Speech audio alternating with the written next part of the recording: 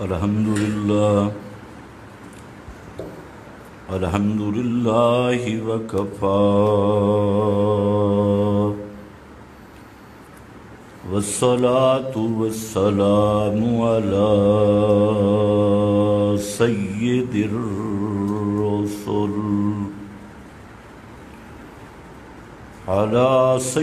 الرسل وخاتم الانبیاء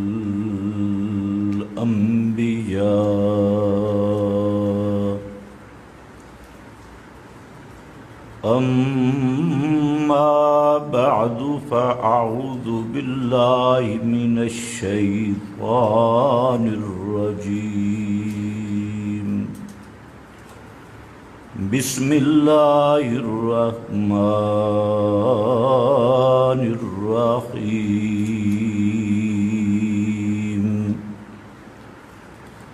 وعد اللہ الذین آمنوا وعملوا الصالحات منہم مغفرۃ وأجرا عظیما سبحان ربک رب العزت عما یصفون وسلام علی المرسلین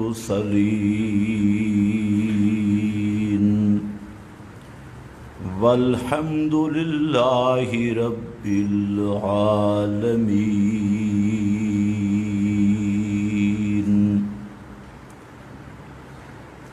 انتہائی قابل قدر بزرگوں اور بھائیوں، گزشتہ بیان میں آپ حضرات کے سامنے یہ ذکر ہوا کہ اصحاب پیغمبر صلی اللہ علیہ وسلم ایمان کا معیار اور اطاعت محمدی کا قبلہ ہیں۔ اس کی وجوہات بیان کرتے ہوئے کہ صحابہ کرام کو معیار ایمان کیوں بنایا گیا، اس کی پہلی وجہ میں نے ذکر کی تھی کہ دنیا میں انبیاء کے بعد کوئی انسان ایسا نہیں جس کے پاس ایمان کی قطعی سند موجود ہو۔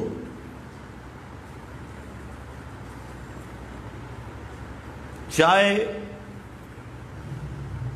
جتنا بڑا بزرگ بھی ہے، اس کے متعلق حسن ظن یہ ہے کہ وہ مومن ہے، لیکن قطعی سند کسی کے متعلق بھی کسی کے پاس موجود نہیں۔ مثلا اہل تشیع حضرات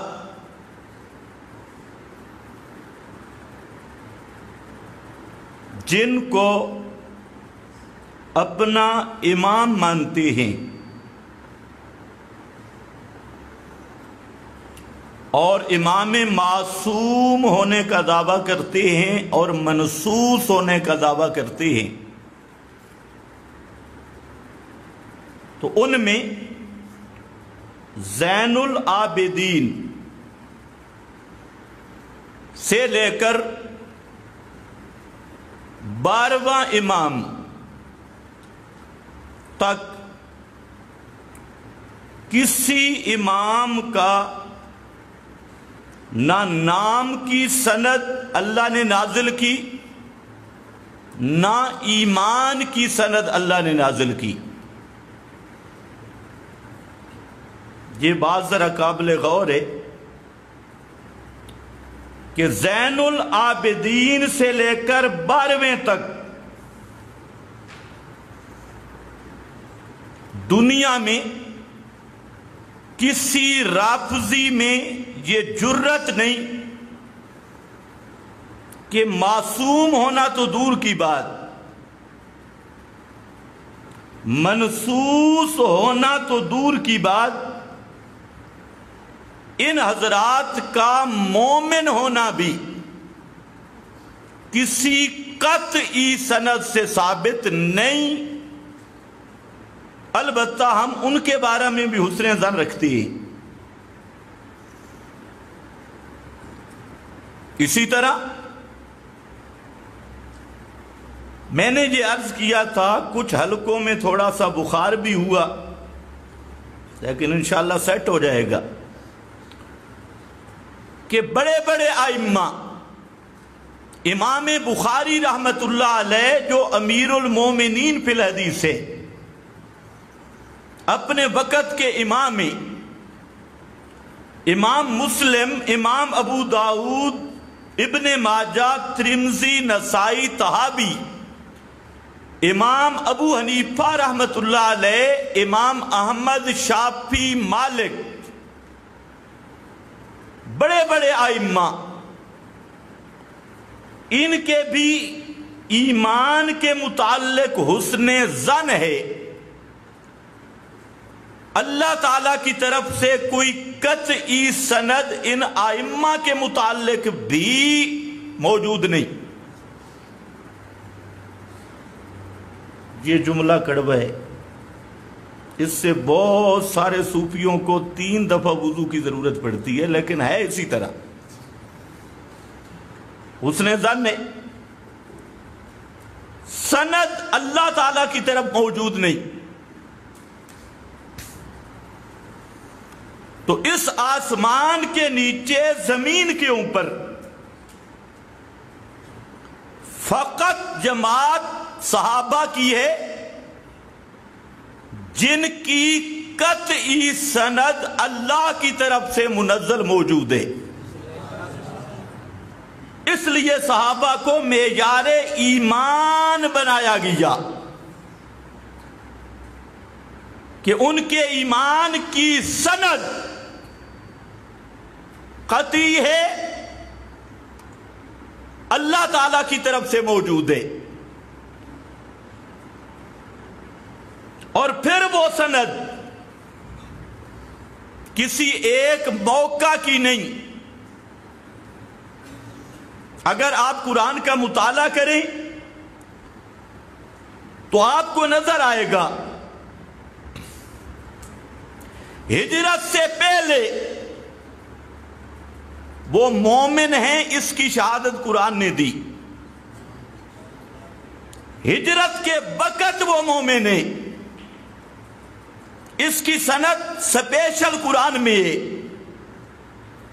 بدر میں مومن ہیں، احد میں مومن ہیں، احزاب میں مومن ہیں، فتح مکہ کے موقع پر مومن ہیں، فتح مکہ کے بعد غزوہ حنین پر مومن ہیں، آپ کی وفات سے پہلے ایمان کی سند، اور آپ کی وفات کے بعد بھی مومن ہیں۔ اب ساری آیتیں پڑھوں تو کام لمبا ہوگا۔ پہلے بھی مومن، بعد میں بھی مومن، حتیٰ کہ میدان قیامت میں بھی مومن اٹھیں گے۔ یہ ساری سندیں کس میں ہیں؟ قرآن میں۔ آپ بدر کے مجاہدین کے حالات قرآن میں پڑھیں، وہاں بھی المومنین۔ احد کے مجاہدین کے حالات پڑھیں، وہاں پر بھی المومنین، صحابہ کی شان۔ حدیبیہ پر المومنین، حنین میں المومنین، آپ کی وفات سے پہلے المومنین، آپ کی وفات کے بعد یعبدوننی ولا یشرکون بی شیئا، اور وعد اللہ الذین آمنوا منکم وعملوا الصالحات، وعد اللہ الذین آمنوا منکم وعملوا الصالحات لَيَسْتَخْلِفَنَّهُمْ فِي الْأَرْضِ۔ خلافت کب ہے؟ پیغمبر کی وفات کے بعد۔ لیکن کس کو؟ آمنو، ایمان کی سند، اور خلافت میں مومن، خلافت کے بعد، خلافت کے دوران یعبدوننی ولا یشرکون بی شیئا، وہ ایمان کی سند موجود، اور میدان قیامت میں اٹھیں گے۔ یوم لا یخزی اللہ النبی والذین آمنوا معہ، تو میدان قیامت میں بھی مومن ہی اٹھیں گے۔ اب اس سے بڑی ایمان کی سند کیا ہو سکتی ہے کہ ایک ایک موڑ پر قرآن نے ان کو مومن کہا۔ ایمان کی سند اللہ نے نازل کی، اور یہ شان صرف اصحاب محمد مصطفیٰ کی ہے، اس کائنات میں اور کسی کی شان نہیں۔ تو یہ پہلی وجہ ہے کہ صحابہ کو معیار ایمان بنایا گیا، معیار حق بنایا گیا، معیار سنت بنایا گیا، معیار اطاعت رسول منتخب کیا گیا۔ اور اس کی دوسری وجہ یہ ہے کہ دنیا میں کوئی بزرگ سے بزرگ آدمی ہو بعد انبیاء کے، ایک بات ذہن میں رکھو، انبیاء کی شان کا مقابلہ کوئی بھی نہیں کر سکتا۔ انبیاء کی شان سب سے افضل ہے، سب سے بالا ہے۔ جب ہم صحابہ کی بات کریں گے تو انبیاء سے تقابل کا تصور بھی نہیں ہو سکتا، کیونکہ صحابی کو یہ شان ملتی ہی نبی کی صحبت میں ہے۔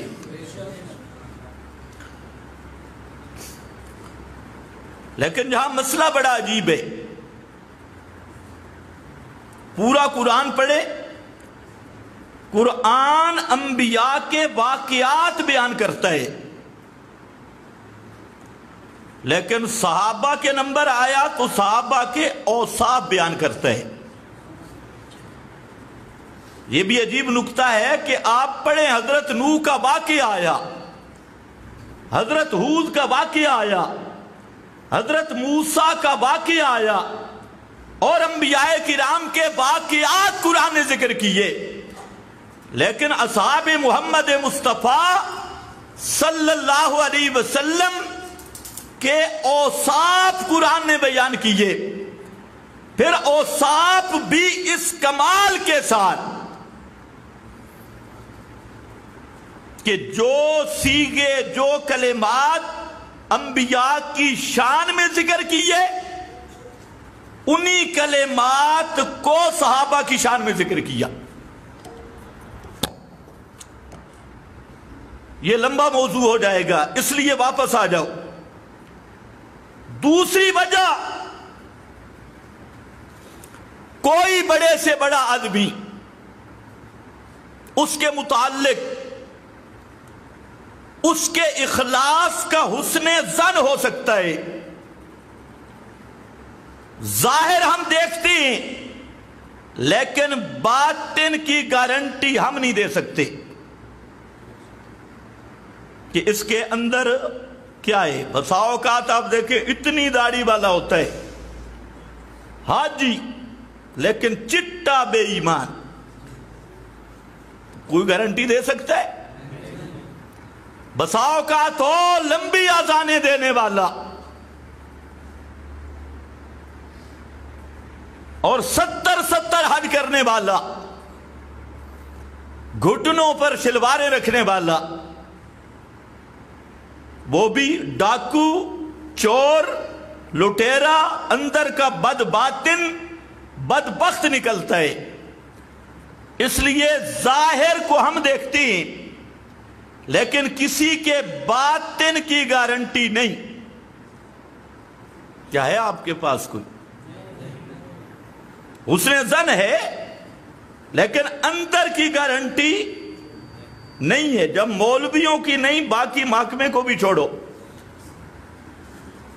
میں کہتا ہوں ہمارے محکمہ مولویوں میں سے اگر مسلمان تلاش کرنا ہو، 1000 مولوی میں سے 1 مسلمان مل رہا ہے تجھے غنیمت ہے۔ مسلمان سے مراد مخلص ہے، اندر سے جس کو دین کا درد ہو، مشن کے ساتھ مخلص ہو۔ اگر 1000 ملا کو جمع کرو، بڑے بڑے مفتی اور جن کو آپ اکابر سمجھتی ہیں، ان میں ایک مخلص ایسا نکل آئے کہ جس کی نیت یہ ہو کہ اللہ کی توحید اونچی ہو جائے اور اسلام بلند ہو جائے، ایسا آدمی 1000 بھی میں نے احتیاطاً کہہ دیا، ایسا آدمی تلاش کرنے سے بھی بڑا مشکل سے ملتا ہے۔ نعرے تو ہوں گے،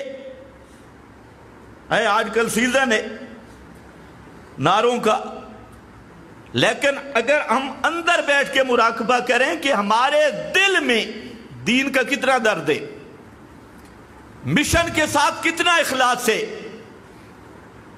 اس کی کوئی گارنٹی دے سکتا نہیں۔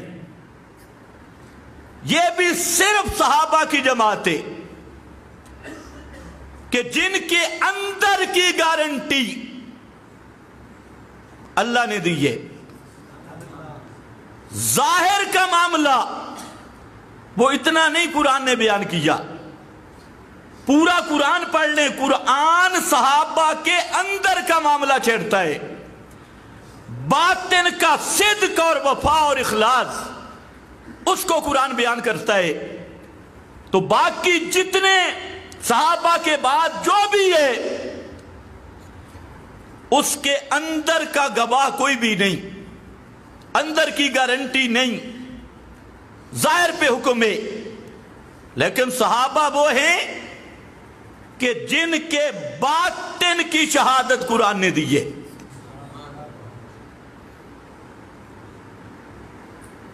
اب پورا قرآن پڑھ لیں۔ اے قرآن شروع کرتا ہے، فرمایا تراہم رکعن سجدا۔ رویت کا تعلق کس سے ہے؟ آنکھوں سے۔ رویت کا معنی دیکھنا۔ آج بول نہیں رہے آپ۔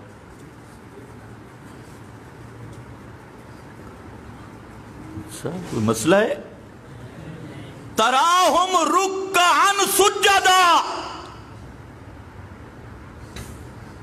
تراہم فرمایا او دیکھنے والا، آنکھوں والا، کوئی خاص نہیں۔ ترا کا خطاب عام ہے، ہر آنکھوں والے کو خطاب ہے، اندھے کو خطاب نہیں ہے، جس کی آنکھیں ہوں۔ تراہم، اے آنکھوں والا تو دیکھے گا ان کو، کس حالت میں؟ رکعن سجدا، کبھی رکوع کرتے ہوئے کبھی سجدہ کرتے ہوئے۔ یہ ظاہر ہے، رکوع نظر آتا ہے، سجدہ نظر آتا ہے، تو ظاہر یہ ہے جب بھی تو دیکھے گا وہ رکوع میں ملیں گے یا سجدے میں ملیں گے۔ یہ ان کی خلوتیں، رکعن سجدا۔ اسی لیے رومی جاسوس کے جو لفظ تھے، بادشاہ روم نے، عیسائی تھا، اس نے مدینہ منورہ میں جاسوس بھیجا کہ ذرا پتہ کر کے آؤ یہ عرب کے بوریا نشین یہ ہیں کیا چیز. رومیوں میں مشہور ہو گیا تھا یہ جن ہیں. رومی فوجی کمانڈر ایک دوسرے کو کہتے ہیں یہ عربی جن ہیں. یہ تو آگے دریا آ جائے اس میں بھی گھوڑے ڈال دیتی. نہ پہاڑ ان کو روکتے ہیں، نہ درخت ان کو روکتے ہیں، نہ تلواریں ان کو روکتی ہیں. لاکھوں کی فوج میں چند آدمی آگے آ کر ایک مقام پہ ایک بہت بڑا پہلوان تھا، بہت بڑا کمانڈر پہلوان، ہٹا کٹا گھٹا. اس کو بڑا ناز تھا اپنی پہلوانی پہ. یہ قادسیہ کی طرف آ رہے تھے. راستے میں وہ علاقہ تھا جس کا وہ سردار تھا پہلوان. اس کو پتا چلا بھئی ایک قافلہ عربیوں کا ادھر سے بھی آ رہا ہے. اس نے اپنے سارے جنگجو جمع کیے اور وہ پہلوان میدان میں آیا تو صحابی کمانڈر کو کہتا ہے کہ اگر تم میں کوئی میرا مقابلہ کرنے والا ہے تو اس کو پیش کرو. اور صحیح پلا ہوا تو آگے صحابی نے ایک نوجوان کو کھڑا کیا جو بالکل کمزور تھا، کمزور سا. اب وہ سارے ہنس پڑے بھئی یہ پاگل ہے. تو یہ ہمارے ساتھ انہوں نے مذاق کیا کہ اتنے کمزور لاغر سے آدمی کو پہلوان کے سامنے کھڑا کیا. اس نے کہا ذرا دیکھو کرتا تیرے ساتھ کیا ہے. تو اس نے لاپرواہی کی. وہ گھوڑے سے اتر آیا. اس نے کہا گھوڑے پر بیٹھ کر اس کمزور آدمی سے جنگ کرنا مشکل ہے. مشکل کا معنی اپنی توہین ہے. میں اتنا پہلوان ہوں، نیچے اتر کے مقابلہ کروں گا. آگے یوں کیا، وار کرنا چاہا. صحابی نے وار اس کا بچایا اور اٹھ کر جب وار کیا تو پہلوان کے 2 ٹکڑے نظر آئے. وہاں پر جنگ تو وہ ہوتی تھی، آج کل تو چھپ چھپ کر بندوقیں چلانا ہے. وہ اس فکر میں تھے یہ ہے کون. آیا کچھ عرصہ مدینہ منورہ میں رہ کر واپس گیا. اس نے جا کر پوری جاسوسی نظام 2 جملوں میں ذکر کیا، لیکن اس کا تعلق بھی ظاہر کے ساتھ ہے. اس نے کہا مجھے اور تو سمجھ نہیں آئی، اتنا پتا چلا کہ ہم باللیل ہم فی النہار فرسانا و باللیل رہبانا. اتنی سمجھ آئی کہ جب رات ہوتی ہے تو وہ تنہائیوں میں اللہ کے سامنے روتی. رہبانا، رہبان بن کر، سب سے الگ ہو کر ہر ایک کے رونے کی آواز آتی ہے. اور جب دن ہوتا ہے تو گھوڑوں کی پشتوں پہ سوار ہو کے شیروں کی طرح حملہ کرتی. بس یہ ان کا پتہ ہمیں چلا ہے، یہ ان کا ظاہر ہے. یہی وجہ ہے کہ عروہ بن مسعود کا میں اکثر واقعہ بیان کرتا ہوں اگر وہ سمجھ آ جائے. اس کے لفظ بڑے عجیب ہیں. نبی کریم صلی اللہ علیہ وسلم صحابہ پردیس میں تھے تو وہ صلح حدیبیہ کے مقام پہ آیا. اس نے پورا ماحول دیکھا، واپس گیا تو قریش مکہ کو جمع کیا اور کہتا ہے قریشیوں میری بات سن لو، صلح کر لو، اس میں بہتری ہے، صلح کر لو. میں بڑے بڑے بادشاہوں کے درباروں میں گیا لیکن ما رأیت مثل اصحاب محمد، میں نے محمد کے صحابہ جیسا کوئی بھی نہیں دیکھا۔ ما رأیت، یہ وہ دشمن تھا اس وقت، لیکن ظاہر صحابہ کا اتنا پاکیزہ کہ دشمن بھی کہتا ہے ما رأیت مثل اصحاب محمد، کہ محمد کے صحابہ جیسا میں نے نہیں دیکھا۔ یہ بے مثال لوگ ہیں، یحب محمدن یحبون محمدا، یہ محمد صلی اللہ علیہ وسلم کے اتنے محب ہیں، اتنی محبت کرتے ہیں کہ دنیا میں اس کی مثال ہی کوئی نہیں۔ تو صحابہ کا ظاہر اتنا پاکیزہ ہے کہ کافر بھی انکار نہیں کر سکتا، کالا کافر بھی، چٹا کافر بھی۔ آج تک کالے کافر نے بھی صحابہ کے ظاہر پہ اعتراض کرنے کی جرات نہیں کی۔ آدھا بچو بچو ٹھیک نہ، اندر سے ٹھیک نہیں تھے، مانتا ہے کہ سب سے بڑی مشکل رات ہجرت والی، تو اس رات میں سنگت کے لیے کس کو منتخب کیا گیا؟ دشمن کو منتخب کیا جاتا ہے، دوست کو۔ اتنی خطرے والی رات، پیغمبر کی پوری زندگی کا یہ سب سے بڑا خطرہ کہ سارے دشمن تلواریں لہرا رہے ہیں اور آپ کے تعاقب میں ہیں، انعام مقرر کر دیے گئے، لیکن ایسی حالت میں حضرت علی کو سلایا۔ ہمارے استاد بڑا عجیب جملہ کہتے تھے، فرمایا کہ جی اللہ کی شان لوگوں کی امانتیں علی کے حوالے اور اللہ کی سب سے بڑی امانت ابو بکر صدیق کے حوالے۔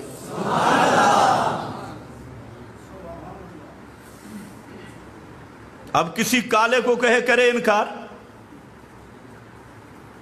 جن کا رنگ بھی، چمٹا بھی، علم بھی، دل بھی اور نسب بھی کالا، یہ باتیں کرتے ہیں صدیق اکبر کے بارے میں۔ توجہ ہے نا؟ اب کوئی انکار کر کے دیکھے کہ ہجرت والی رات تھا ساتھ کون؟ کس کو قرآن نے صاحب کہا؟ اذ یقول لصاحبہ لا تحزن ان اللہ معنا، یہ شان کس کی؟ تو آج رافضیت لٹک جائے گی، لیکن انکار نہیں کر سکتے کہ یہ ابو بکر صدیق تھے۔ پھر پیغمبر نے مصلی پہ کس کو کھڑا کیا؟ کوئی کرے انکار؟ اور تم سورج کا انکار کرتے ہو، سورج دوپہر پہ کھڑا ہے اور اس کا تم انکار کرتے ہو۔ ظالموں، شرم نہیں آتی؟ وہاں سب صحابہ موجود تھے، حضرت علی موجود تھے، سب، حضرت عباس، سب تھے، لیکن کوئی دنیا کا رافضی اگر جرت ہے تو انکار کرے کہ پیغمبر نے سب کی موجودگی میں مصلی کس کے حوالے کیا؟ ابو بکر صدیق رضی اللہ تعالی عنہ کے۔ اگر وہ حقدار نہیں تھا تو اعتراض کس پہ ہوگا؟ اللہ پہ اور رسول اللہ پہ۔ اللہ نے کیوں نہیں روکا؟ صرف شہد کا مسئلہ آیا، میں آئندہ نہیں کھاؤں گا، یا ایھا النبی لما تحرم۔ منافقین کو اجازت کا مسئلہ آیا، لما اذنت لہم، اجازت کیوں دی؟ بدر کے قیدیوں کا مسئلہ آیا، فدیہ لے کر چھوڑا تو فرمایا ما کان لنبی ان یکون لہ اسرا، یہ تو نبی کی شان نہیں तंबीह की, अबू बकर सिद्दीक को मुसल्ला अल्लाह के नबी दे रहे हैं, अल्लाह भी मना नहीं करता, अली भी मना नहीं करता, हसन हुसैन मना नहीं करते, आकर कह देते या रसूलल्लाह ये तो हमारे बाबे का हक है, हजरत हसन है, हजरत हुसैन है। लेकिन सबको पता था कि अबू बकर के होते हुए पैगंबर का कोई दूसरा खलीफा बन सकता ही नहीं।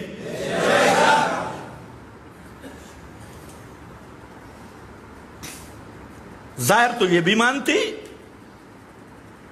इतना तो मानते हैं हजरत फारूक आजम को हजरत अली ने अपनी बेटी का रिश्ता दिया, कोई राफजी इनकार करे, लेकिन आगे लगाती है, लेकिन गसब हुआ, ये हुआ वो, लेकिन मानो तो सही ना। लेकिन क्या है, सहाबा का जाहिर वो इतना पाकीज़ा था, कोई काफिर भी इनकार नहीं कर सकता। इसलिए इन्होंने बहाना बनाया फदक का बाग, नाम सुना है आपके मौलवी पढ़ते हैं फिदक, ये फिदक नहीं है, मुहक्किकीन को बताओ फदक है। फदक, फदक का बाग खा गए। मैंने कहा कोई शिया अगर गैरत हो तो तुम फदक के बाग का नाम भी नहीं ले सकते। तुम्हारी किताबों से मैं दिखाऊंगा कि हजरत फातिमा के पास 7 बाग थे। तुम्हारे जाकिर को नहीं आते, मैं पढ़ के दूंगा, जरा इबारत मुश्किल है, उन बागों का नाम पढ़ना भी मुश्किल है। तुम तो खुद कहते हो 7 बाग हजरत फातिमा के पास थे। और फिर इसमें भी देखो कि हजरत फातिमा बाजार में गई, दरबार में आई। मैंने कहा किसके दरबार में? कहते हैं अव्वल के दरबार में। मैंने कहा जा, जहां पर रुक जा। शिया मजहब का मसला है कि अगर खलीफा ना हक हो उससे अपना हक मांगना हराम है। तवज्जो है, खलीफा ना हक हो उससे अपना हक मांगना हराम है। उसूल काफी से दिखाऊंगा, इमाम गैब के दस्तखत समेत हक मांगना हराम है। मैंने कहा अब 2 में से एक होगा, ये बाग फतह की तरफ जाएगा तो अबू बकर सिद्दीक की खिलाफत बरहक माननी होगी। उधर बाग बाग करते, उधर खलीफा ना हक, तो क्या हजरत फातिमा तो ज़हरा रज़ी अल्लाह ताला अन्हा ये हराम का मुतालबा करने गई थी? बकौल तेरे अगर हजरत फातिमा दरबार में गई तो ये इस बात की कती दलील है कि अबू बकर सिद्दीक को बरहक खलीफा मानती थी। बाकी अगर मुझसे पूछे, वैसे तुम्हारा क्या ख्याल है? अल्लाह ने अक्ल भी दी है, नबी की बेटी बाग मांगने के लिए गई होगी?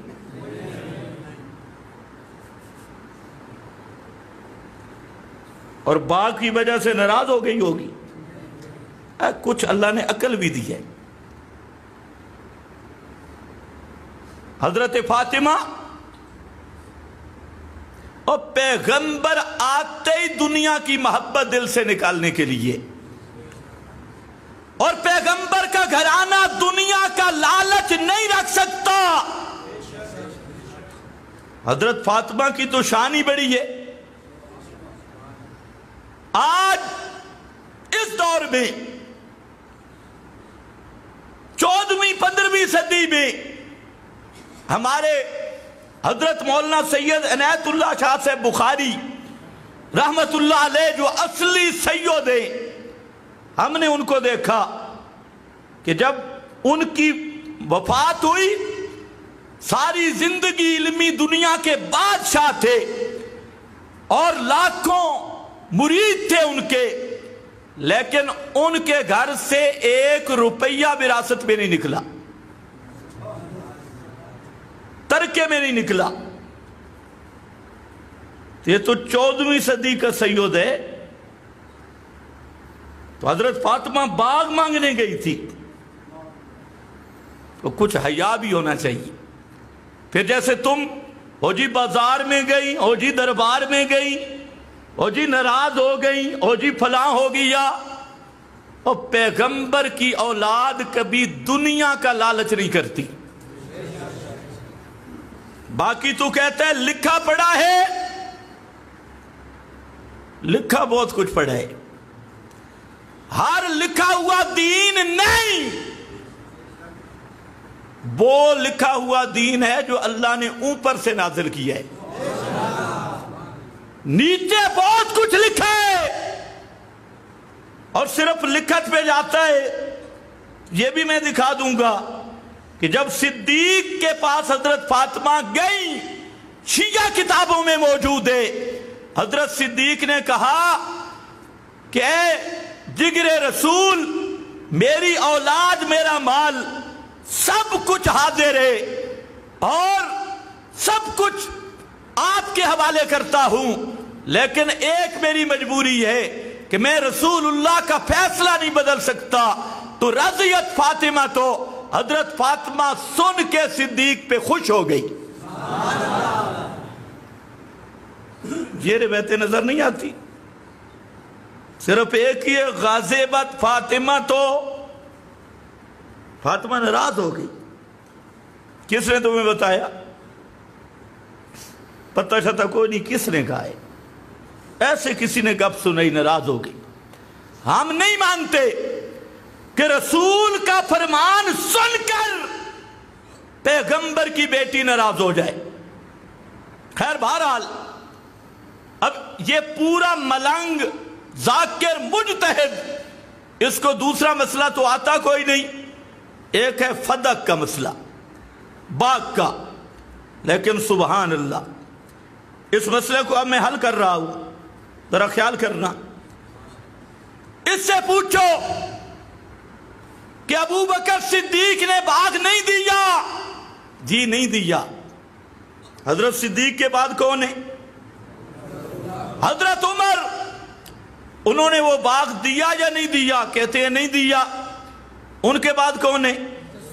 حضرت عثمان، انہوں نے یہ باغ دیا یا نہیں دیا؟ کہتے ہیں نہیں دیا۔ ان کے بعد کون ہے؟ حضرت، اب ذرا سمجھنا ہے، ان سے پوچھو حضرت علی نے وہ باغ سیدوں کے حوالے کیا یا نہیں کیا؟ یہ ایسی گولی ہے کہ پورا ایران تباہ ہو سکتا ہے، پورا مذہب کا بیڑا غرق۔ کہتے ہیں صدیق نے نہیں دیا، ظلم کیا، فاروق نے نہیں دیا، کہتے ہیں ظلم کیا، عثمان نے نہیں دیا، کہتے ہیں ظلم کیا۔ تو میں نے پوچھا علی نے؟ کہتے ہیں انہوں نے بھی نہیں دیا۔ آواز آئی انہوں نے بھی نہیں دیا۔ تو میں نے کہا پہلے 3 نے ظلم کیا تو چوتھے نے کیوں نہیں دیا؟ وہی کام 3 کرے تو ظلم ہے اور حضرت علی کرے تو ظلم؟ یہاں وہ شاہ رگ ہے شیعت کی جو کٹ جاتی ہے، اور یہ بھی اللہ تعالیٰ کی حکمت ہے۔ اللہ تعالیٰ اگر چاہتا نا تو علی کو پہلا خلیفہ بنا سکتا تھا، بنا سکتا تھا یا نہیں؟ لیکن اللہ کی حکمت تھی، سبحان اللہ، اللہ کی حکمت تھی کہ علی کا نمبر 4تھا ہو۔ اگر حضرت علی پہلا خلیفہ بنتا تو ابو بکر، عمر، عثمان کیا صفائیاں کون پیش کرتا؟ تو حضرت علی کو 4تھے نمبر پہ رکھا اس لیے کہ جو دین صدیق کا وہی دین علی کا، جو فیصلہ فاروق کا وہی فیصلہ علی کا، جو فیصلہ عثمان کا وہی فیصلہ علی کا۔ تو اللہ نے حضرت علی کو 4تھے نمبر پر خلافت دے کر پہلے تینوں کی شہادتیں صفائیاں پیش کر دی. اگر کوئی پہلے تین پہ حملہ کرے گا تو وہی اعتراض حضرت علی پہ بھی ہوگا. اللہ کرے تمہیں سمجھ آئے. کہ جی حضرت معاویہ نے بڑا ظلم کیا. وہ کون سا؟ اپنے بیٹے کو ولی عہد بنایا. میں نے کہا اسی پہ پکا رہے. حضرت معاویہ نے ظلم کیا بیٹے کو ولی عہد بنا کر. اگر کوئی دوسرا بیٹے کو ولی عہد بنائے پھر کیا ہوگا؟ پھر بھی ظلم ہوگا یا انصاف ہوگا؟ بولتے نہیں ہو. حضرت معاویہ نے ایک کام کیا وہ تو ظلم ہے. اگر کوئی دوسرا کرے بولو گے آگے چلیں گے, نہیں تو انشاءاللہ 3 بجے تک ٹائم ہے. ظلم ہوگا. اچھا حضرت حسن خلیفہ پہلے بنے یا حضرت معاویہ؟ حضرت حسن کس کے بیٹے تھے اور ان کو خلیفہ کس نے بنایا تھا؟ حضرت معاویہ نے تو بڑی غلطی کی بیٹے کو خلیفہ بنا کر, اور یہ غلطی تو پھر پہلے ہو چکی ہے. اصل میں ہم پھنسے اس لیے کہ ہم سب صحابہ کا احترام کرتے ہیں. اگر ہم ان والے اصولوں کو اپنائے نا تو یہ بچے اپنا کہیں نام بھی ثابت نہ کر سکے. لیکن ہمارے نزدیک حضرت علی کی محبت بھی ایمان ہے. سب کو ہم ان کے ساتھ محبت پیار احترام کرنا اپنے ایمان کا حصہ سمجھتے ہیں.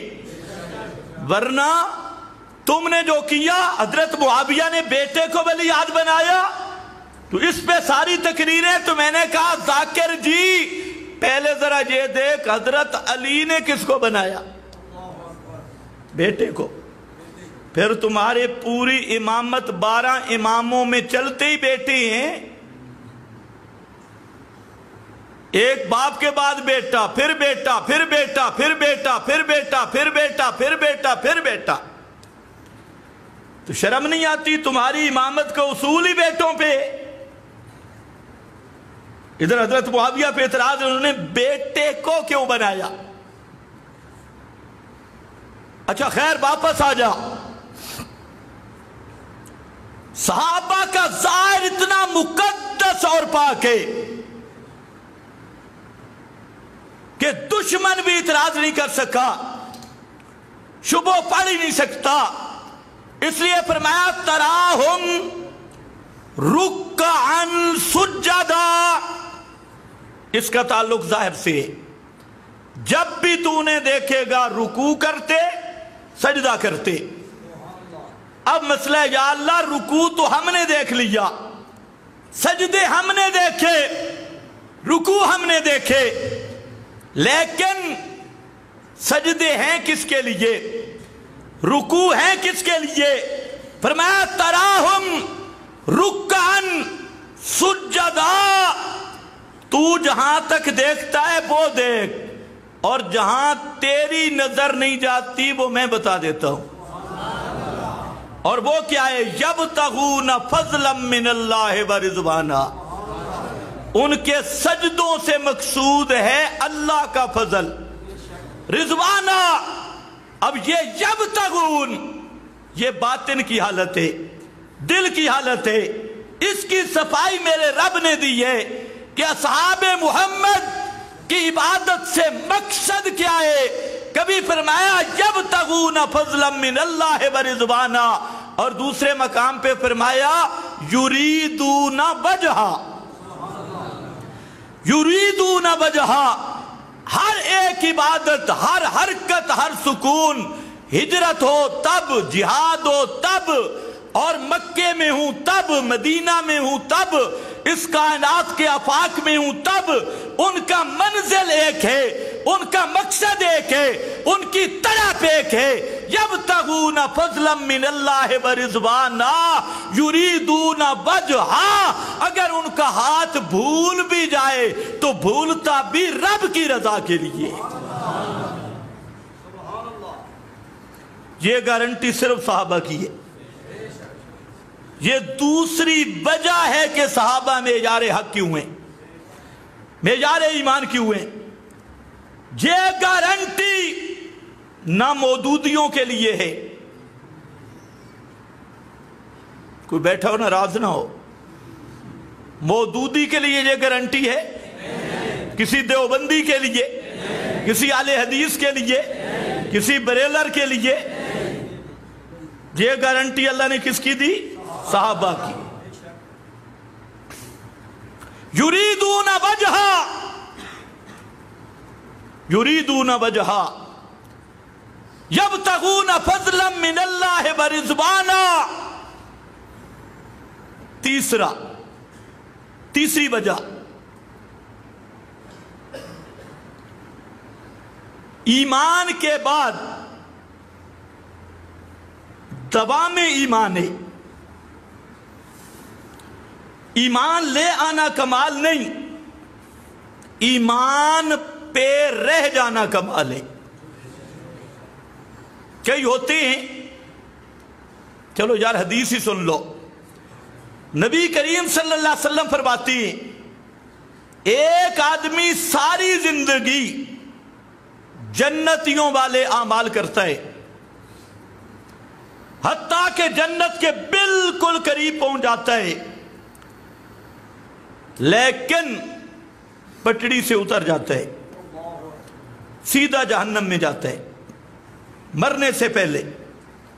اور ایک وہ آدمی بھی ہے ساری زندگی جہنمیوں والے کام کرتا ہے، لیکن موت سے پہلے اللہ اسے توفیق دے دیتے ہیں اور وہ سیدھا جنت میں چلا جاتا ہے۔ اس لیے اپنے عمل پہ ناز نہیں ہونا چاہیے کہ میں نے بڑا کام کیا، کام تب معتبر ہے کہ کام رہ گیا۔ اللہ نے کیا فرمایا؟ من جاء بالحسنہ، من فعل الحسنہ نہیں، من جاء بالحسنہ، نیکی کر کے پھر بچا کے جب میرے پاس آیا نا تو جو نیکی ساتھ لایا، اور جہاں الحسنہ بھی توحید ہے، من جاء بالحسنہ، کہ سب سے بڑی نیکی توحید ہے۔ کامیاب وہ آدمی ہوگا جو توحید قبول کر کے میدان قیامت میں جب کھڑا ہوگا اس کا سینہ توحید سے بھرا ہوگا، وہ آدمی کامیاب ہے۔ جس کی یہ حالت ہو میدان قیامت میں موحد آدمی تو نورہم یسعی بین ایدیہم، ایمان کا اصل کمال اور اصل ظہور ہوگا میدان قیامت میں۔ نورہم یسعی بین ایدیہم باب ایمانہم، اللہ نے فرمایا یہ ایمان قیامت کے دن نکھرے گا، چمکے گا، میدان محشر میں سب طرف اندھیرا ہوگا، صرف ایمان کی روشنی ہوگی، آگے بھی پیچھے بھی دائیں بھی ہر طرف سے ایمان کی لائٹیں اور یہ کرنیں ہوں گی اور یہ روشنی ہوگی، اور یہ تب ہوگی کہ ایمان لے کر میدان قیامت کے اندر پہنچ گیا۔ ایمان کا دعویٰ کرنے والے بڑے ہیں، لیکن یہ گارنٹی کسی کو نہیں ملی۔ توجہ ہے میری طرف؟ یہ گارنٹی کسی کو، یہ گارنٹی بھی ملی ہے صرف اصحاب محمد مصطفیٰ کو۔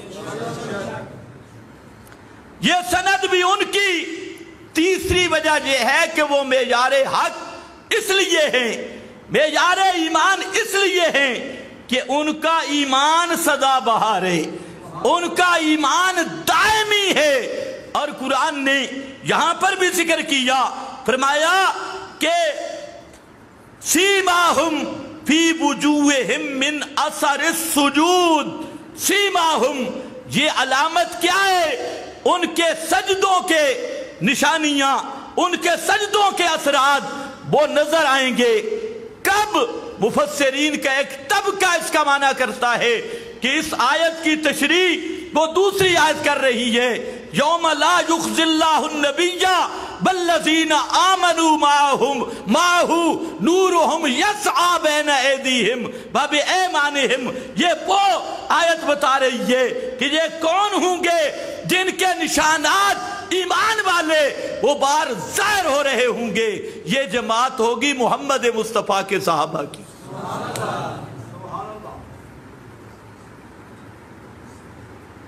निशानी के साथ आएंगे। सीमाहुम फी वुजूहिम मिन असरिस सुजूद, सजदों का ये असर है।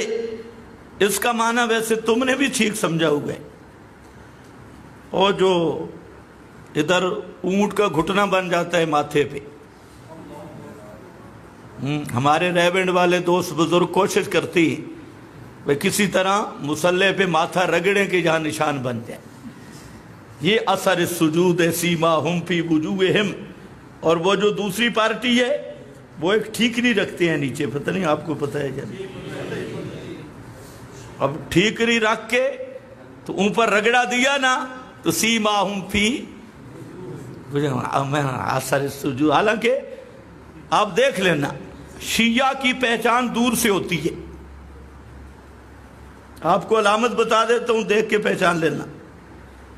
जो शिया होगा उसकी बातें बलडीर कुत्ते की तरह कच्ची होंगी। देख लेना किसकी तरह, बिल्कुल कच्ची बातें। और अगर वो नक्शा आपके जहन में हो, शिया के चेहरे पे नजर डालोगे तो लगता है मैं उसी का बच्चा है जी, बुलडीरी कुत्ता। क्योंकि ये बातिन मस्ख हो जाता है। हदीस में आता है कि अंदर से ऊपर से इंसान होता है, अंदर से पूरा खिनजीर, पूरा कुत्ता। और जो सहाबा को भौंके तो आप देख लेना। मेरा पूरा चैलेंज से कहता हूं कि शिये को कहीं बिठा दो, मैं तुम्हें पहचान के दूंगा कि ये शिया है। और उसके इन बातों से वो कच्ची बातें कुत्ते की तरह कि भौंक भौंक कर जितना भी उसको मेकअप करा लो, लेकिन जहां वो निशान पक्के होंगे पता चलेगा ये ईरानी और नस्ल है। यहां से पता चलेगा, चाहे उसको मर्जी मेकअप करा लो, जाकिर हो, मुजतहिद हो या कोई और शैतुंगड़ा हो। खैर बहरहाल वापस आ जा। ये शान फकत असहाबे मोहम्मद की है सल्लल्लाहु अलैहि वसल्लम, जिनका सिर्फ कुरान ने ईमान नहीं बयान किया, गारंटी दे दी। गारंटी शुदा ईमान सहाबा का है। कहीं फरमाया अलज़महुम कलिमत तक़वा। जुमला देखो, अलज़महुम कलिमत तक़वा। कलिमत तक़वा है ला इलाहा इल्लल्लाह मुहम्मदुर रसूलुल्लाह। फरमाया ये वो है कि कलिमा तक़वा का इनके साथ लाजिम कर दिया। आपने कभी देखा हो मैजिक को,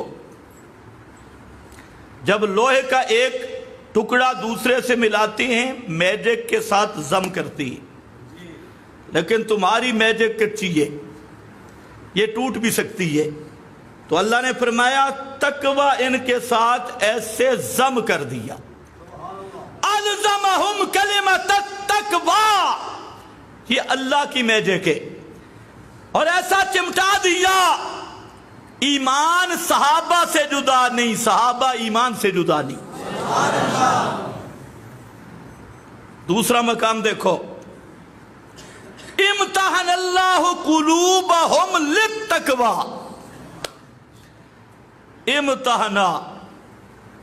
इम्तहाना के तीन माने। एक माने अखलसा कुलूबहुम लित्तक़वा, एक माना इख्तस्सा कुलूबहुम लित्तक़वा, और एक माना अलज़महुम कलिमत तक़वा। इम्तहन अल्लाहु कुलूबहुम लित्तक़वा। फरमाया लोगों, मोहम्मद मुस्तफ़ा के यारों के सीनों को میں نے اپنی رحمت سے مانج کر اس میں ایمان بھر دیا ہے۔ مانجنا سمجھتے ہو نا؟ رگڑ رگڑ کے امتحانا، رگڑ رگڑ کے مانجا، قلوبہم للتقوی، اور ساتھ ذکر کیا وہ تقوی کے حبب الیکم الایمان وزینہ فی قلوبکم، ایمان کو محبوب بنا دیا اور سینوں میں ایمان کو سجا دیا۔ یہ نہیں فرمایا کہ سینوں کو سجا دیا، ایمان کو سجا دیا۔ ایمان سونا لگ گئی انہاں دے دلاں وچ آ کے، ایمان کو بھی حسن مل گیا، زینت مل گئی اصحاب رسول کے سینوں میں ٹھہر کر۔ زینہ، ایمان کو خوبصورت کر دیا تمہارے دلوں میں، اور صرف ایمان نہیں، الایمان کیا ہے؟ ایمان سے بتاؤ، جب ایک طرف قرآن یہ کہہ رہا ہے، دوسری طرف بے ایمانوں کی روایتیں، جھوٹے راویوں کی، فلانے صحابی میں یہ غلطی، فلانے میں یہ غلطی، فلانے میں یہ غلطی، میں نے کہا صحابہ میں غلطی نہیں، صحابہ پہ اعتراض کرنے والے کی ماں میں غلطی ہے، اس سے غلطی ہو چکی ہے۔ اگر یہ حلالی ہوتا تو کبھی اصحاب محمد پہ اعتراض نہیں کرتا۔ اچھا یہ بھی بڑی عجیب بات ہے، اگر یہودیوں سے آپ پوچھیں نا، یہود سے، کہ تمہارے مذہب میں سب سے بہتر لوگ کون ہیں، تو وہ آپ کو جواب دیں گے حضرت موسیٰ کے صحابہ۔ عیسائیوں سے پوچھ لے کہ تمہارے مذہب میں سب سے بہتر لوگ کون ہیں، تو عیسائی جواب دیتے ہیں حضرت عیسیٰ کے حواری، حضرت عیسیٰ کے صحابہ، وہ سب سے بہتر ہیں۔ اور رافضیوں سے پوچھو، یہ کہتے ہیں سب سے برے تھے نبی کے صحابہ۔ تو یہ بھی اس بات کی دلیل ہے کہ رافضی یہودی سے بھی بڑھ کے کافر اور زندیق ہے، عیسائیوں سے بھی بے غیرت کافر اور زندیق ہے۔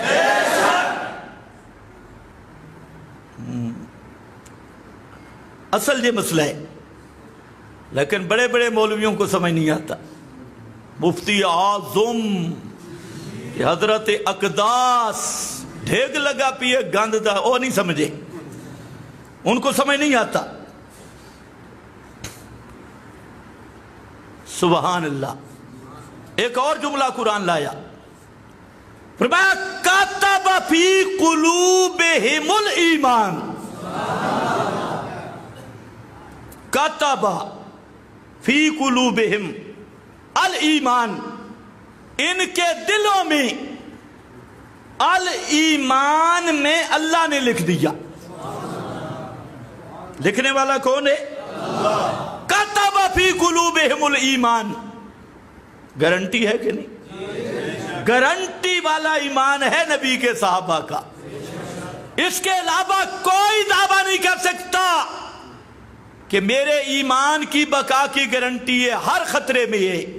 لیکن پیغمبر کے صحابہ کا ایمان دائمی ایمان ہے، سدا بہار ایمان ہے، اور گارنٹی شدہ ایمان ہے۔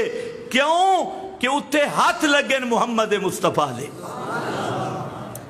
یہ شاگرد اور محنت ہے محمد مصطفیٰ کی، اسی لیے فرمایا یعلمہم الکتاب۔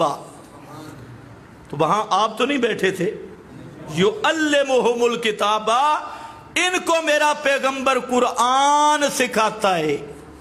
کیا سکھاتا ہے؟ وہاں کون بیٹھے تھے؟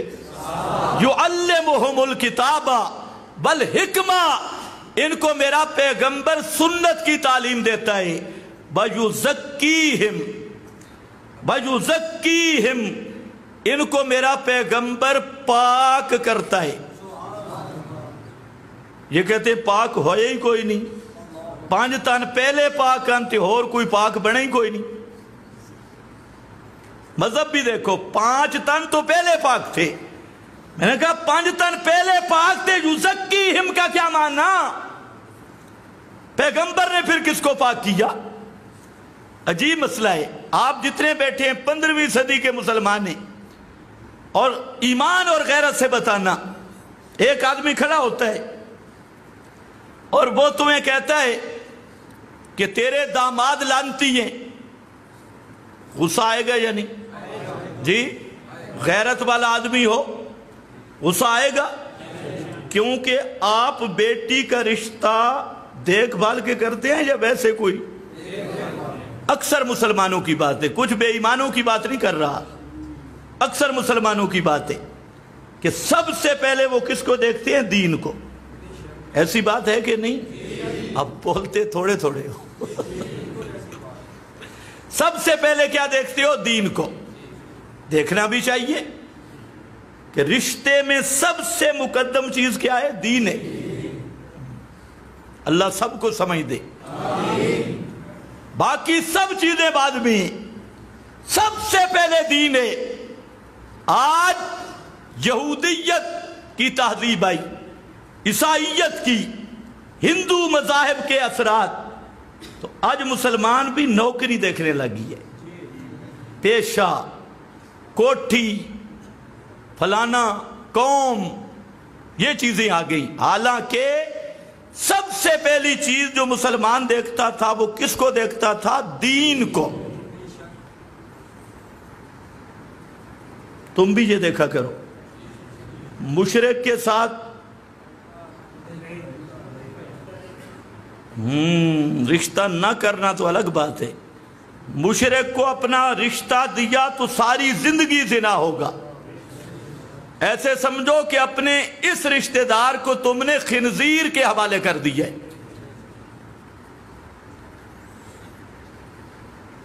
خیال کرو۔ اور مشرک جس رنگ میں بھی ہو، مشرک کے ساتھ رشتہ نہیں، قرآن کا مسئلہ ہے لا تنکحوا المشرکات، نہ مشرکہ رنہ نال کرو رشتہ تے نہ مردہ نال، صاف مسئلہ ہے بڑا کڑوا مسئلہ۔ حضرت شیخ القرآن رحمت اللہ علیہ فرماتے ہیں میں نے ملتان میں تقریر کی اور حاشیہ سنایا شاہ عبد القادر کا، بڑی لڑائی ہوئی۔ حاشیہ یہ تھا اسی آیت کے تحت لا تنکحوا المشرکات۔ شاہ عبد القادر کہتا ہے اس سے پہلے مرد کافر مومن کا رشتہ جائز تھا، اس آیت سے حرام ٹھہرا۔ اگر مرد نے شرک کیا یا عورت نے شرک کیا، نکاح ٹوٹ گیا، نکاح ٹوٹ گیا۔ عورت گولڑے شریف چلی گئی، اتھے جا کے منتا منیس، بابے کا طواف کیا، اور یہ ہے کہ بابا گولڑے والا سن رہا ہے، یا زنانی بری امام بری چلی گئی، اور ادھر جا کے کالے بکرے چھترے ککڑ اس عقیدے سے کہ بری میری سنتا ہے، شرک کیا، نکاح ٹوٹ گیا۔ بڑا سخت حاشیہ ہے۔ شاہ عبد القادر پہ خدا کی رحمت ہو، اسی مقام پہ زبردست حاشیہ لکھا، نکاح ٹوٹ گیا۔ اور کہتے ہیں شرک یہ ہے، شرک دے 12 سنگ نہیں ہوندے، شرک یہ ہے کہ اللہ کی صفت مخلوق میں مانے، مثلاً یہ عقیدہ رکھے کہ پیر فقیر بھی سب میرے حال کو جانتی ہے، یا فلانی ہستی بھی میرے نفع نقصان کی مالک ہے، کوئی نبی ولی وہ بھی میرے نفع نقصان کا مالک ہے۔ یہی شرک ہے۔ مرد کرے تب بھی نکاح نہیں، عورت کرے تب بھی نکاح نہیں۔ خیال کرو۔ کہتے ہیں میں حضرت امیر شریعت کے پاس گیا، سید عطا اللہ شاہ بخاری رحمت اللہ علیہ، تو ان کا ایک خادم تھا، خادم بھی آ گیا۔ کہتے ہیں شاہ صاحب کو کہ پیر جی اے جڑا مولوی بیٹھے نا پنڈی والا، اس راتی بہت سارا دے نکاح توڑ دیتے ہیں. اس نے بڑوں کے نکاح توڑ دیے. تو شیخ کہتی ہے شاہ صاحب نے مجھے پوچھا کہ شاہ عبد القادر کا حاشیہ تو نہیں سنایا؟ میں نے کہا حاشیہ تو وہی سنایا. تو بڑے شاہ جی پوچھ رہے تھے کہ میں حیران تھا 3 دن آپ نے تقریریں کی ہیں اور میں سوچ رہا تھا یہ حاشیہ کب سنائے گا. رات سنایا نا تو وہ خادم کہتا ہے میں جب گھر آیا تو سب سے پہلے میں نے اپنی بیوی کو اٹھایا. اٹھ. وہ سوئی ہوئی تھی. میں نے کہا اٹھ. اٹھی. کہتا ہے پہلے اے 10 بھائی تیرا عقیدہ کے لئے. آج مولوی پنڈی والا آیا تے نکاح توڑ گئی. پتہ نہیں مینوں بھی شک ہے میرا بھی ریا کے نہیں. اس لیے بتا. وہ کہتی ہے او یار میرا عقیدہ تیرے والا ہے, مجھے تنگ نہ کر سونے دے. جو تیرا عقیدہ ہے وہی میرا عقیدہ ہے. میں کوئی قبروں پہ منتیں نہیں مانتی. کوئی کہتے تب مجھے تسلی ہوئی, ورنہ اس حاشیے نے بڑا گڑبڑ کیا. ویسے حاشیہ ہے بھی بڑا عجیب. اور شاہ عبد القادر محدث دہلوی یہ پہلا شخص ہے ہندوستان میں جس نے قرآن کا ترجمہ اردو میں کیا. دیوبند نہیں بنا تھا, بریلی نہیں بنا تھا, یہ تو تمہارے بنائے ہوئے ما انزل اللہ بہا من سلطان. ان کی تو کوئی سند نہ دیوبند کی اللہ نے نازل کی نہ بریلی شریف کی نازل کی. یہ تو تمہارے بنائے ہوئے مذہب ہیں. دیوبندی بھی نہیں تھا, بریلی بھی نہیں تھا, کچھ بھی نہیں. شاہ عبد القادر شیعوں کی حکومت تھی. اور اس ترجمہ کرنے کے جرم میں شاہ عبد القادر کو دہلی سے جلا وطن کیا گیا اور کہا اس کی بیٹیاں بھی یہ بھی ان کو سواری بھی نہیں دینی, جہاں سے پیدل نکلے ملک ہندوستان چھوڑ جائیں, پیدل نکل جائیں. اور بڑے ظلم کیے گئے. قصور کیا کہ اس مولوی نے قرآن کا ترجمہ کیا ہے. یہ بھی جرم تھا. حضرت شیخ القرآن مولانا محمد طاہر رحمت اللہ علیہ اس پر کیس ہوا اور کیس میں جرم دعویٰ یہ تھا کہ یہ ملا کافر ہو گیا ہے اور دلیل یہ تھی کہ یہ لوگوں کو ترجمہ پڑھاتا ہے اور جو ترجمہ پڑھائے وہ کافر ہے. یہ قرآن کا ترجمہ لوگوں کو پڑھاتا ہے. یہی حال ہے. اس لیے جو تمہارے بوڑھے بوڑھے بیٹھے ہیں سب کو جھوٹ کثرت کے ساتھ یاد ہے, لیکن قرآن کا مسئلہ. کل ہمیں ایک بوڑھا ملا, ہو پرانا بوڑھا توبہ طیب نیا نیا ہوا لیکن اندر سارے جھوٹ. کہتے وہ جنت میں آدم گئے نا تو آدم کی توبہ قبول نہیں ہوتی تھی, ادھر کلمہ لکھا ہوا تھا. دور بے ایمانہ تیری توبہ کیتی تے نہ کیتی برابر ہے. جب تک شرک نہیں چھوڑے گا توبہ کیا پیدا دے گی. خیر واپس آ. یہ خطیبوں کا سب اثر ہے کہ قوم کو جھوٹوں پہ لگایا, سچ نہیں بتایا. آجا واپس. کتنی بنیاد کتنی وجہ بتا رہا ہوں, چوتھی کہ کسی کے ایمان کی گارنٹی والا ایمان ہے تو کس کا؟ صحابہ کا. اس لیے صحابہ معیار حق ہے, معیار ایمان ہے. اور پانچویں وجہ یہ ہے کہ دنیا میں کوئی بھی ایسی ہستی نہیں بعد الانبیاء جو عمل کر کے اس کے پاس یہ سند ہو کہ میرا عمل اللہ نے قبول کر لیا ہے. کوئی ہے تو ہاتھ کھڑا کرے کہ میرا عمل کیا ہو گیا؟ قبول ہو گیا.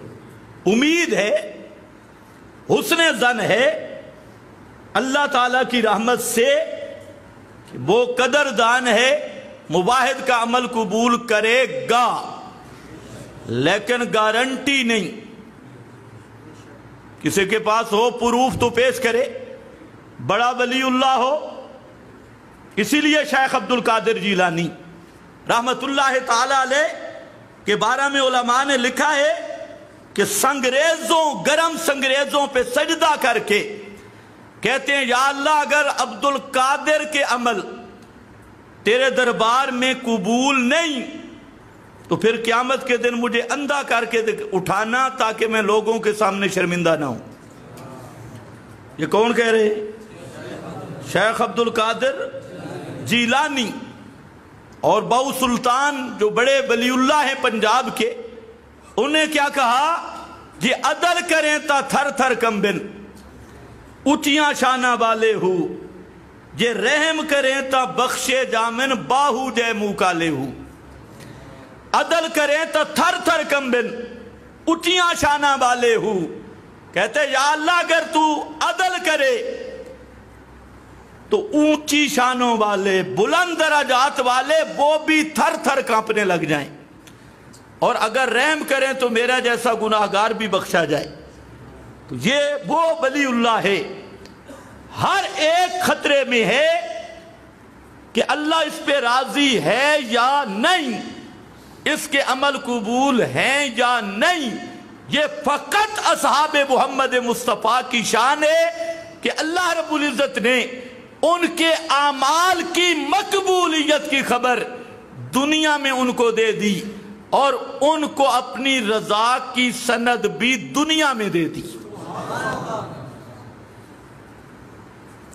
باقی پوری امت جنت میں داخل ہونے کے بعد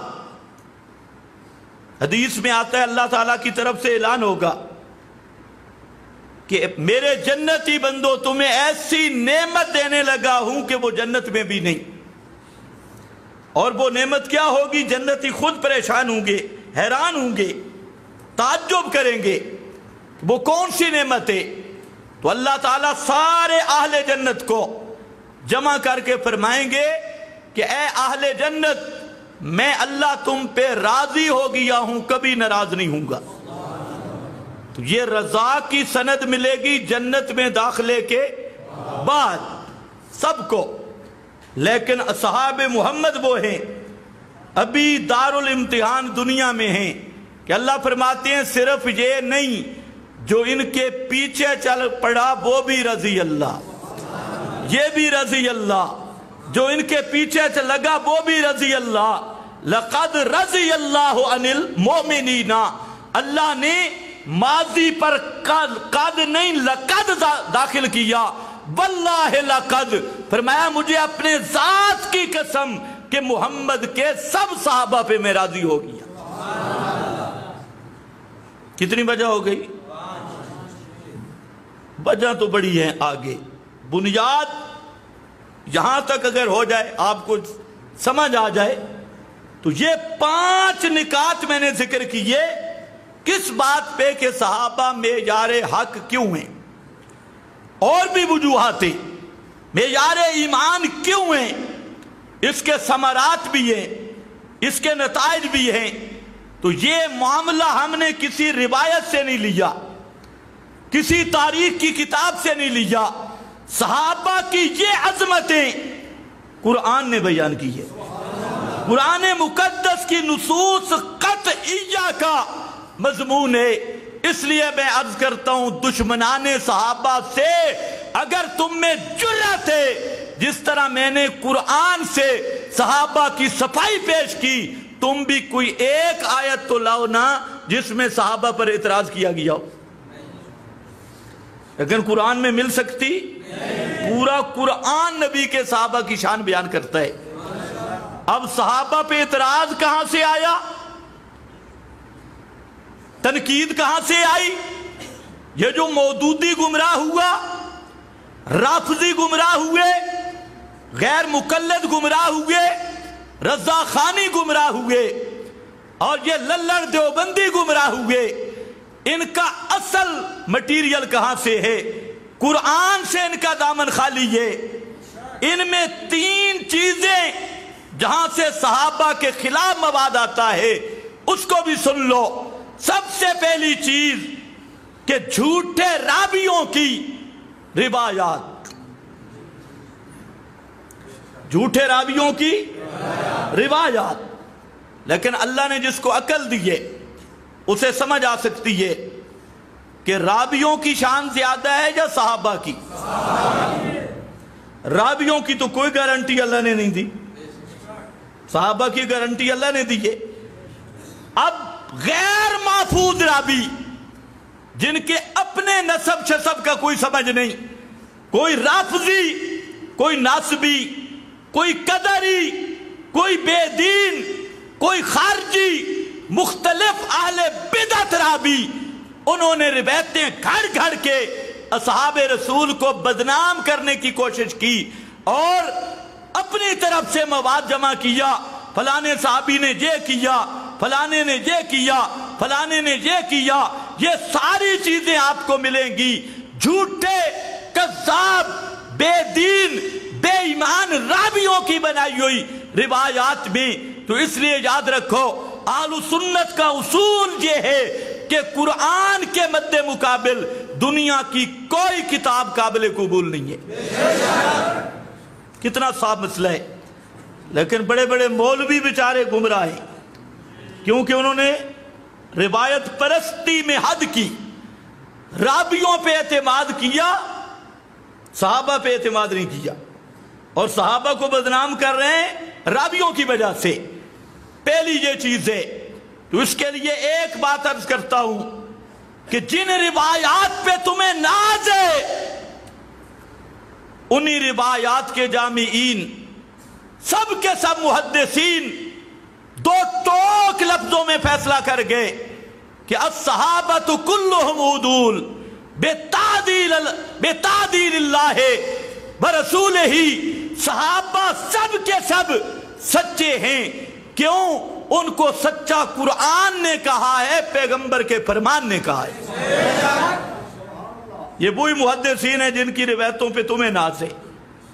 اگر محدثین کی یہ بات صحیح ہے تو روایتیں غلط، اگر محدثین کی یہ بات ہی صحیح نہیں تو ساری کتابیں غلط۔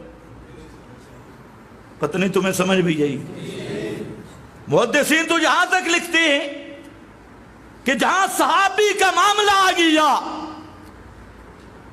سب امت کی کلمیں رک گئی۔ کیوں؟ کہتے ہیں جب اللہ نے ان کی شان بیان کی، رسول نے ان کی شان بیان کی، اب ہماری قلم کیا کرے گی اللہ رسول کی شان بیان کرنے کے بعد؟ تو جرا کا اصول ہی کوئی نہیں۔ یہ صرف آپ کو نہیں کہہ رہا، ان مولویوں کو کہہ رہا ہوں جو روایت پرست گروہ ہے، کہ جن روایتوں پہ تمہیں ناز ہے انہی روایتوں کے جامعین کا یہ اصول تمہیں کیوں یاد نہیں کہ جو روایت کسی صحابی کی شان کے خلاف ہو، جرا کر رہی ہو، وہ روایت واجب الرد ہے، وہ صحیح روایت نہیں، اس کو دیوار پہ مار دینا ایمان ہے، کیونکہ صحابہ کی تعدیل تزکیہ قرآن نے کیا اور پیغمبر کی زبان نے کیا ہے۔ دوسرا گروہ ہے صوفیوں کا۔ جتنے صوفی ہیں نا تو الامان بالحفیظ، یہ نقش بندی تے سور وردی تے قادری تے چشتی، جو صوفیاں کو گروہ ہے، کیونکہ ان کا اکثر تصوف کا حصہ روافض سے آیا۔ اگر آپ میری بات محسوس نہ کریں، ان سے پوچھو کہ تمہارا سلسلہ کہاں تک جاتا ہے؟ جی حضرت علی تک۔ چاروں سلسلے کہاں تک جاتے ہیں؟ حضرت ایمان سے بتائیں، حضرت علی بڑے ولی اللہ تھے یا صدیق اکبر؟ سنی کا ایمان کیا ہے؟ حضرت صدیق۔ یہ صدیق تک تصوف کے سلسلے کیوں نہیں جا رہے؟ فاروق اعظم تک نہیں جاتے؟ حضرت عثمان تک کیوں نہیں جاتے؟ اللہ کرے تمہیں سمجھ آئے۔ یہ سارے سلسلے ادھر ایران میں کیوں رکے ہیں؟ تو اس لیے یہ تصوف کی سب جڑیں، ان کا اصل ہیڈ کوارٹر روافض ہے، اور انہوں نے جان بوجھ کر جھوٹی روایتیں بھی بنا ڈالی۔ انا مدینۃ العلم وعلی بابھا، میں علم کا شہر ہوں اور علی اس کا۔ اب ان سے پوچھو اس کی کوئی سند بھی ہے؟ نہیں۔ حدثنا بابا فلاں۔ امام ابن جوزی نے 5 سندوں پہ بحث کی کہ من گھڑت اور موضوع ہے، کوئی سند نہیں۔ اگر یہ باب ہوتا تو پھر ابو بکر باب تھا، باب العلم، جن کو علی بھی مانتا ہے کہ سب صحابہ سے بڑا عالم ابو بکر صدیق ہے۔ لیکن تمہارے یہ سارے سلسلے کہاں رکے ہیں؟ ادھر جا رہی ہیں سارے. تو جتنا صحابہ کو بدنام کیا ان سوپڑوں نے بدنام کیا. اس لیے جو پیر ہوگا وہ حضرت معاویہ کا دشمن ہوگا، لکھ لو. اور ان کے پاس سوا جھوٹ اور کباڑ کے کوئی نہیں. تو ہم صوفیوں کو کہتے ہیں پہلے تم اپنا ایمان ثابت کرو، صحابہ کے ایمان پہ بعد میں گفتگو کرنا. پہلے تمہارا تو مذہب آدھا ہندوازم ہے اور آدھا شیعہ ہے. شیعہ مذہب اور ہندو مذہب کی جو کھچڑی تیار ہوئی وہ تمہارا مذہب ہے. وہ نام نہاد تصوف، صحیح تصوف کیا منکر نہیں، لیکن تمہارا ہندوستانی تصوف اس کے دو رکن ہیں، ہندوازم اور شیعہازم. یہ مل کر تم نے ایک مرکب بنایا، فلانا پیر تے فلانا خنزیر تے فلانا فلانا تے فلانا فلانا تے فلانا فلانا. اسلام میں اس کا کوئی تصور نہیں ہے، یہ تمہاری من گھڑت باتیں. تو یہ وہ طبقہ ہے جس سے صحابہ کو بدنام کیا گیا. اور تیسری چیز مورخین ہیں. لیکن مورخین کا قصور اس لیے نہیں کہ مورخین نے اپنی کتابوں پہ بورڈ لگایا کباڑ خانہ ہے. اس کباڑ خانے آپ دیکھیں نا، کچرا ہو کچرا تو کچرے پہ کتے پھرتے ہیں. یہ سارا تاریخ کچرا ہے تو اس سے کتے پھرتے ہیں، ہڈیاں تلاش کرتے ہیں. اور سارا حالانکہ تاریخ سے تو کوئی عمل بھی ثابت نہیں ہو سکتا. اور اتنا بڑا اصول کا مسئلہ کہ جس کو قرآن کی نصوص بیان کریں وہ تم تاریخوں سے ڈھونڈو گے، فلانی تاریخ کیا کہتی ہے، فلانی تاریخ کیا کہتی ہے. اس لیے میں اپنی گفتگو کو آخری جملے پہ ختم کرتا ہوں، اور یہ جملہ بھی سید کا ہے.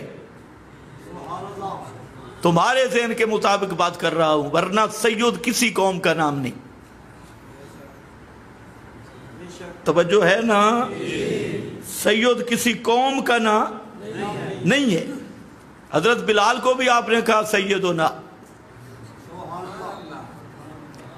عربی میں سید کہتے ہیں جناب کو، تمہاری بولی میں سر، جناب، محترم، یہ عربی والے. اب بھی اگر آپ عرب میں جائیں تو آپ کو سیدی یا فلا، اب بھی آپ کو بھی کہیں گے سیدی، او میرے سردار، او جناب. عجم والوں نے سید بھی قوم بنا ڈالی. فلانا کون ہے جی؟ یہ سید ہے. اچھا سید دی سین نو بھی سلام ہے. میں کہ سور دے شروع چی سین ہے، اس نو بھی کر سین نو کر سلام. سید کوئی قوم نہیں، شاہ کوئی قوم نہیں. جتنے بیٹھے ہو بے شک ناراض ہو جاؤ، شاہ کسی قوم کا نام نہیں، سید بھی کوئی قوم نہیں. عرب میں بنی ہاشم قوم ہے، قریش قوم ہے، یہ ایک الگ بات سے. تو سید اور شاہ جو ہے یہ القاب ہیں احترام کے. باقی جو نبی کی اولاد اور نسب سے ہو اس کا پیغمبر کی نسبت کی وجہ سے بھی احترام ہے، لیکن شرط ہے کہ مشرک نہ ہو، صحابہ کو بھونکنے والا نہ ہو. اور صحابہ کو بھونک کے اور تعزیہ تبوت اور پٹکے پہ جائے وہ اولاد رسول نہیں. لاکھ دعویٰ کرے وہ کسی چوڑے کی نسل ہے. صحابہ کو بھونکنے والا وہ پیغمبر کی اہل ہو سکتا نہیں. میں نہیں کہہ رہا، قرآن کہتا ہے انہو لیس من آلک انہو عمل غیر صالح. پیغمبر کے بیٹے کو قرآن نے کہا انہو لیس من آلک، عقیدہ گندہ ہے اس لیے یہ تیرے اہل سے نہیں.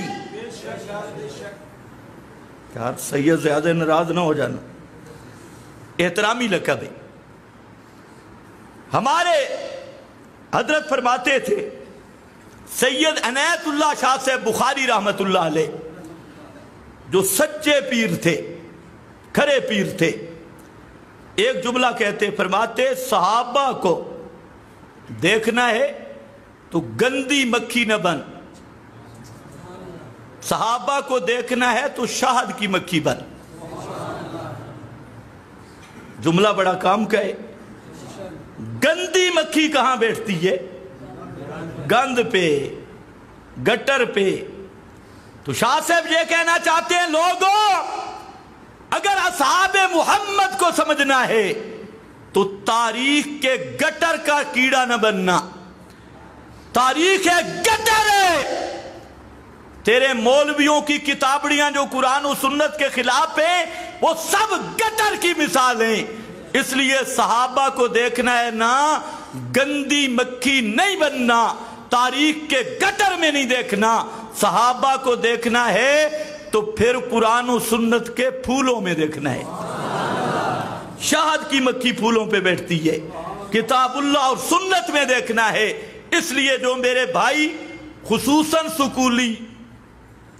स्कूल और कॉलेज वाले, तुम्हें जो स्कूल कॉलेज में तारीख की तालीम दी जाती है, ये तारीख नहीं, ये तारीख है और ये गटर है।